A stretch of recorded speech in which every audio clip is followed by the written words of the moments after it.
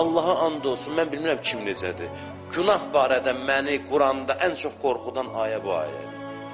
Məni şəxsən Quranda günah barədə qorxudan, ən çox qorxudan ayə bu ayədir. Qoyun oxuyum sizin üçün və sözümü bitirim.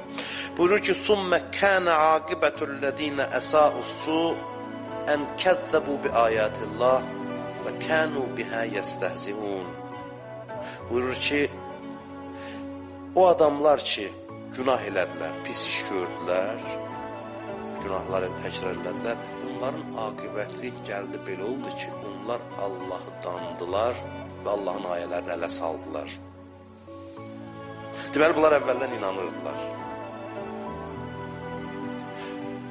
Allah göstərməsin, adam görür ki, dünən müqəddəs bildiyi şeyi bugün ələ salır.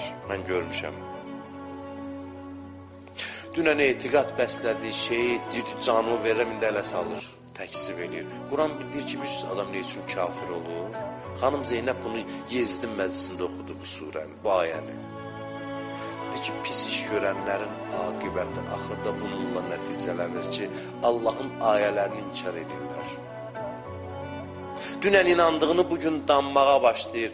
Bugünə nə qoyur adamı günah və günaha etinasızlıq? Sən demə, mən bugün möminəm. Heç kəs bilmir burada oturanlar ki, axırı nə olacaq? Heç kəs bilmir. Axırı necə olacaq? Heç kəs bilmir ki, küçədə gəzən o günahkar var, buna yuxarıdan aşağı baxırıq, onun axırı nə olacaq? Çox olur ki, o gəlir Allahın yoluna, hətta gedir şəhidlik zirvəsinə qalxır. Mən ki, bugün neçə ildir danışıram, axırda danıram Allahı və kafir kimi ölürəm, Allah göstərməsin. Bu olur. Və buna səbəb nə olur? Buna səbəb günah olur.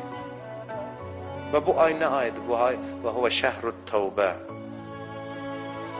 Allah dostları bu günlərdə yorulmur Allahın qapısına getməkdən.